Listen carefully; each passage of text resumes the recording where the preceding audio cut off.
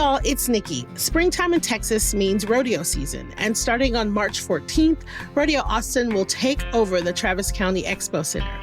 Rodeo Austin is a not-for-profit that provides real experiences and gritty fun. We're talking a pro rodeo, one-of-a-kind concerts, a carnival, and a livestock show. Y'all, there is so much to do, and the best part? It raises millions of dollars for Texas kids. So come be a part of Real Texas Grit. Get your tickets today at rodeoaustin.com. That's rodeoaustin.com. See y'all there.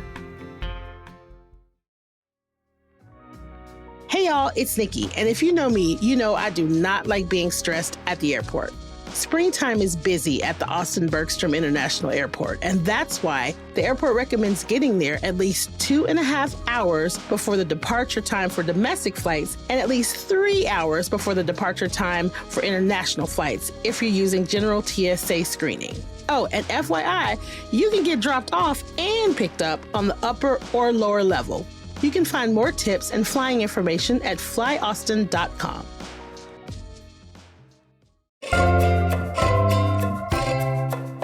Today on CityCast Austin, did y'all know that we have a bunch of pro women's sports teams in town? Even the WNBA might be coming our way. But good luck finding one of their games on TV at your local sports bar. Deborah Hallam co-founded the 1972 to change that.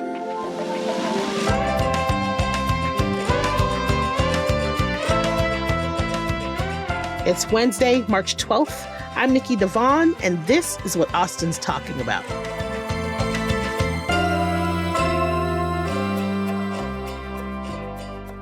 Hello, I am here today with Deborah Hallam, co-founder of the 1972 Bar. You know what? I gotta say, I am very excited about this bar. So I want to dive right into it. So opening day is upon us. Tell me about the 1972 bar. Yeah, so our actual grand opening will be for March Madness. 1972 is a place where we'll have collegiate women's and professional women's sports on televisions so that all women's sports fans can come watch in a group with your friends and family, cheer in a crowd, and have a place that is dedicated specifically to female athletes in women's sports. And we are actually going to be pub style, so families are welcome, children are welcome, anyone under 21 until 10 p.m. So we really want to make it a really nice, inclusive environment for everyone, for all women's sports fans. I love this. I love this. Now, just because women's sports bars have worked in other cities like Portland, Salem, and Seattle, it doesn't mean it'll work here. I want you to tell me why you think 1972 will actually be successful in Austin. Do you have any worries? What gives you the confidence? Yeah, so, in my research, we have the population comparable to the same cities where it has worked.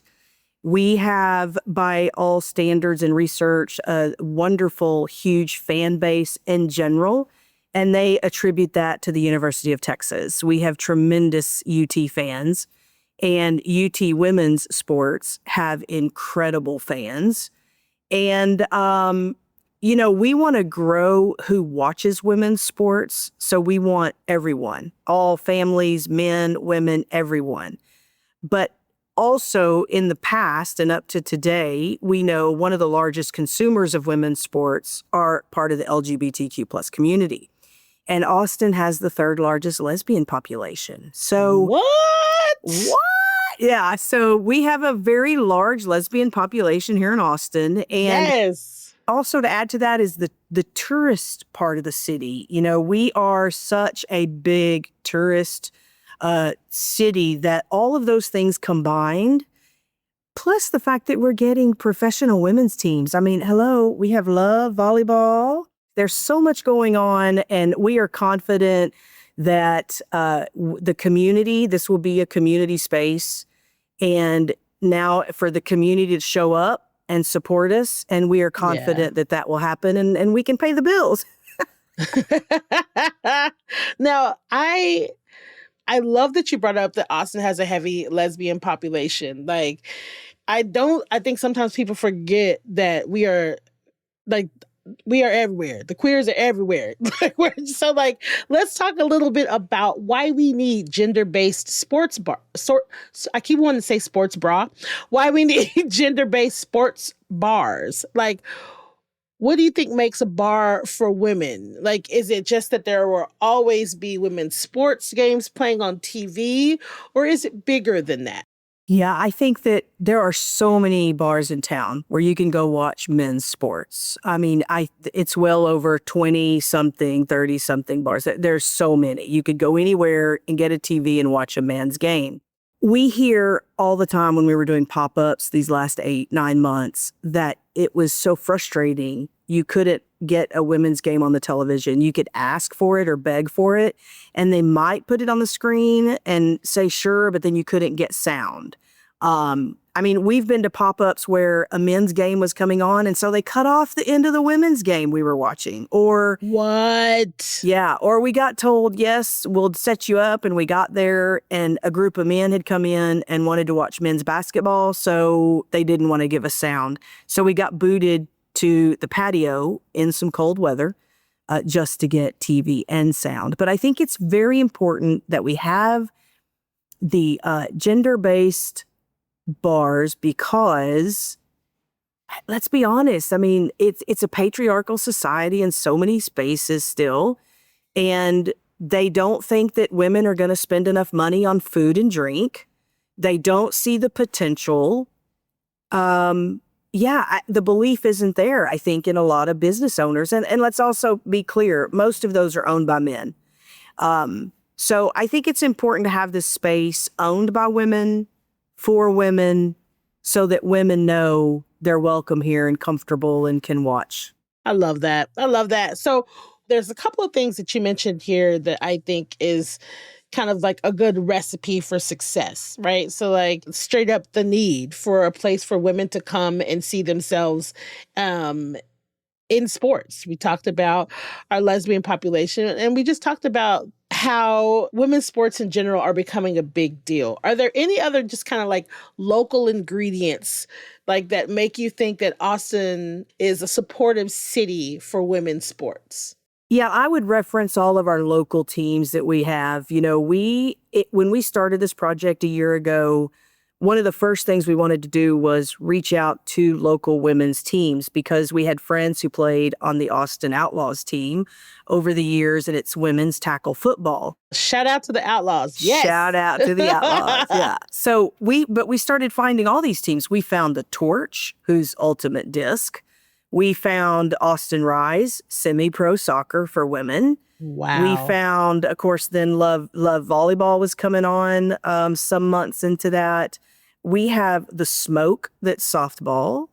Then we've got all of the UT teams, but I think that local flavor, when we started talking to them, they didn't know about each other. So we formed a coalition. Wow. Shout out to Lily Messina with the Outlaws. She came to me and said, hey, I didn't know about some of these teams. I think we should do something to cross-pollinate and promote each other. So we started a coalition and have invited all of those local teams to participate, send some representatives where we can find how do we support each other, you know, supporting us as a pub, of course, as a fan base, a place for them to come after games, practices, meet their fans. We want to be that place for them.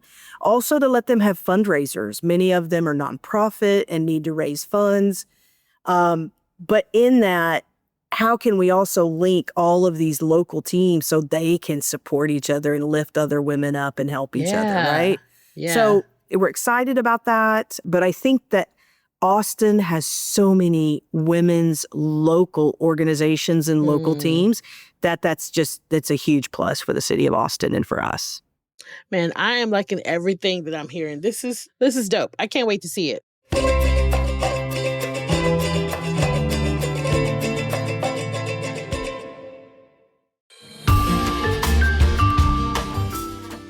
Just off the Texas coast sits a unique beach town marked with salty vibes and sun-soaked memories. Port Aransas is a place where family traditions unfold naturally, and beauty lies both in island views and the unhurried moments between adventures.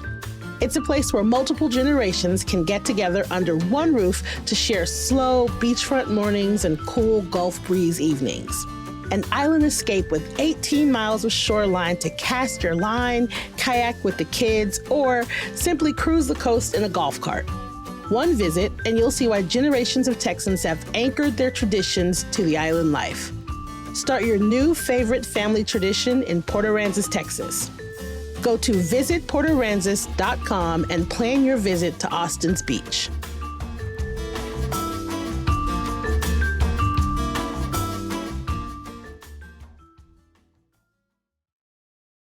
It seems likely that the light rail project will run straight through your bar. Yeah. And you are going through it anyway. Yeah. And I am into this. I love this. I love that you're like, yeah, maybe that might happen. I'm still opening my bar. Maybe. I love that. So why go through the trouble of starting it all up just for the possibility to have to move in a couple of years? I want to hear from you. So, it's pretty common that restaurants, there are some that will do longer terms, but it's pretty common to do a 5-year lease in Austin for restaurant space. Yeah. And we were finding that everywhere. So when this space became available and we started researching and knowing what was happening with light rail, I mean, there's so many what ifs. For example, they have to find a contractor construction, to do this. They won't even have them on board for a year, they told us. Then they have to look at the plan, accept it, make any changes, however long that's going to take. Right. We know that they would like part of that plan to be to run Dean Keaton through this space, and so it would be lost. But, and we're waiting on government funds for some of this. There's so much red tape and things that we just really sat down and said, we could keep looking for space. Who knows when we're going to find the right match? And why put off building this community? Austin, right. We are so ready for something like this. We think we have the teams, the fans. Let's go for it. Let's build that community. And you know what? In 3 years, if they come through and say, we've got to do this, then we'll find a place, and we know our fans will move with us because they're going to love the space. So I don't want to put off building this wonderful community. So we said, move ahead. Fourth down, and we're going for it.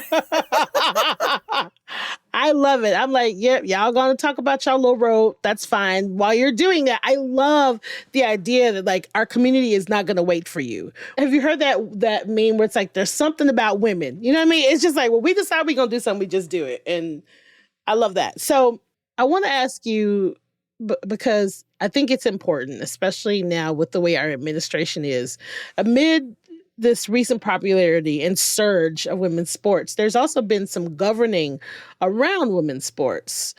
Like President Donald Trump's recent executive order of keeping men out of women's sports, right? And so I'm curious if you think this helps or hurts women's sports, in your opinion. Here's the big things from where we stand is, first off, the trans athletes in sports is a much bigger issue than me. And I'm not an expert. I'm not the person that should be deciding that. And I don't think our President Trump should be the person deciding that. I think it should be experts weighing in on the topic, working with NCAA, working with professionals, and deciding what they want to do. I also agree with everyone that we're talking about a very small percentage. NCAA, we're talking I don't know, what was it, 15 something play. It's just so small compared to the 5,000 athletes. Right. That I find it interesting that it's a main topic. But again, the people who are putting pen to paper and making the rules and the guidelines for it should be experts. And that's not me. I do think, though, everyone should have access to play sports, and that's very important. And I think organizations should have their say-so. So, for example, some of the local teams here in Austin are perfectly fine with trans athletes playing on their teams. They should be able to make that call, and they should be able to say, it's our organization. We are okay with this, and let them play. Let trans athletes play. So that's kind of where we stand on that. Again, I don't think I don't think people should be in that. The thing that I keep talking about, or I keep wanting to remind people, is that our government is taking a lot of time and care for a tiny bit of the population that just wants to live. That's right. And there are so many other big topics they could be working on. Yeah. You keep your nose out of people's business and work on other things that we really need you to get to. Yes. Yeah, exactly. I hear that you've been in conversation with Fran Harris regarding bringing the WNBA to town. I'm curious, how did that conversation come about? And if you've talked to anybody else about the WNBA. Yeah, so we had found out from friends that there was this effort to bring a WNBA team to Austin. And so early in this project, we found that it was Fran Harris, and we reached out to her and said, we would love to talk and just kind of discuss what you're up to and get some mentoring advice from you as a businesswoman. I mean, she's incredible and has great experience. So we started, some meetings and talking. She gave us some great advice about, local owned, of course, about money, how to help raise some funds to help with it. And her advice and discussions were invaluable to us. And then we started talking about the WNBA team and why Austin is a great city for it. So we love that she's working on it. She's very supportive of us and positive about the pub. So we're excited about that. We can't wait to get her in here to sign our professional wall, right? Yeah, you have to.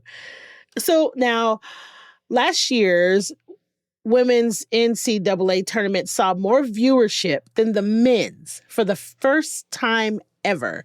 Lots of people tie the interest in women's sports to Iowa's Caitlin Clark, but you say it goes back way further. When did you think the interest started to grow? Yeah, so I think there's lots of dynamics here. First, we have to give credit to the Babe Diedrichsons of the world who started, come on, right? The Billie Jean King. Come on. Yeah, Martina Navratilova, right? We have to give all of those women.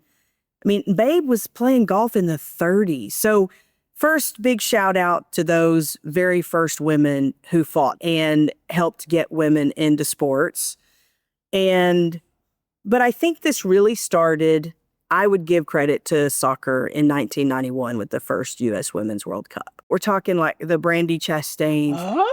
Yeah, the 91 team. I think that people were having more availability to it and seeing women play and how entertaining they were. And so I really want to give them credit. I think that the first Women's World Cup of 91 started this. And then, we went to 1996. U.S. won in 91. We win in 96. And it just fueled that fire. The World Cup of 91 and then 99.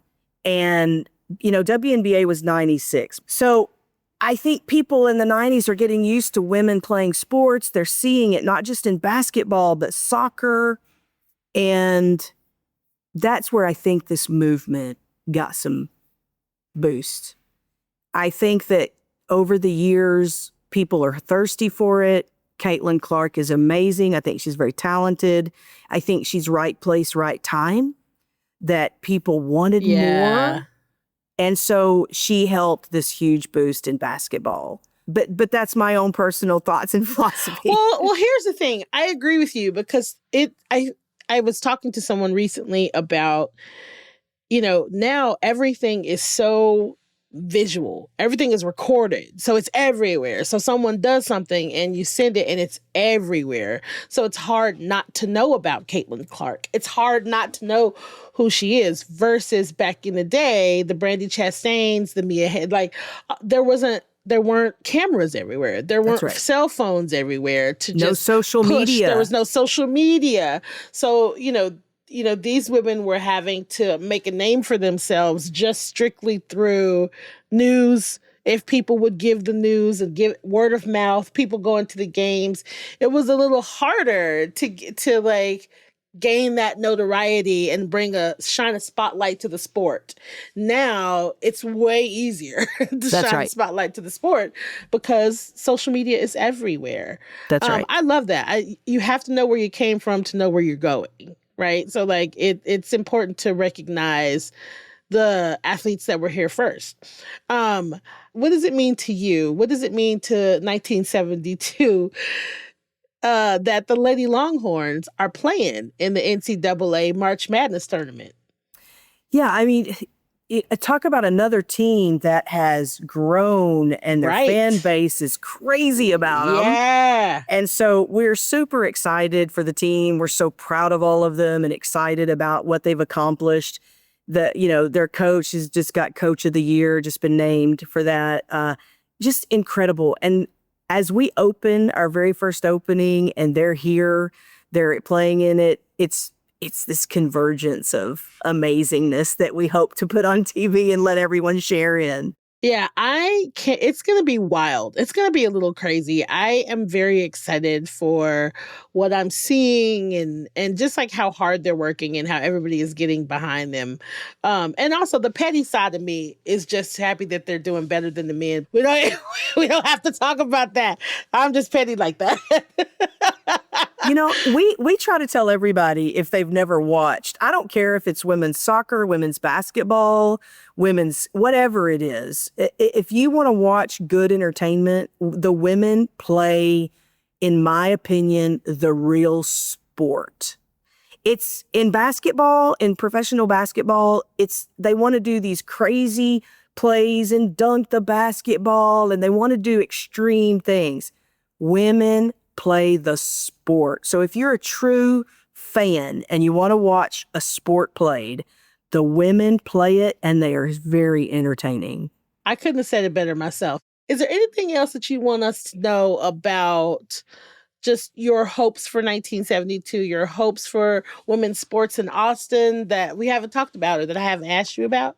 Well, I mean, about Austin sports, I think we're at the beginning. I think this city, if you'll just hang on for the ride, I think the love and the smoke are, some of the first to come. And the trying to get a WNBA team is an example of that. I think the city is going to continue to grow in population and in professional teams, maybe not just even women, right? But I think we're at the very beginning of some big things ahead for Austin in sports. So I'm excited for our city in that regard. Our goal is to be here and to be a part of that. And my wife says this so well.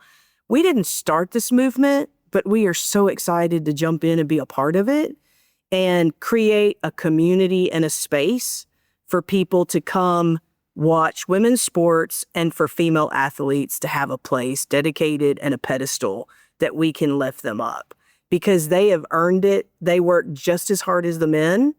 They earn this. And if we can help grow viewership, grow interest and love of women's sports, it's a tiny part, but we want to do that tiny part to help them get their attention they deserve and to help change that pay gap, that sponsorship gap. Yeah. And so let's do this and help. I hope everybody makes 1972 a part of that and a part of their regular community. Deborah, I love this. Thank you for being here. I am so excited to get in this bar. Awesome. Thank you, Nikki. Can't wait to see you in person.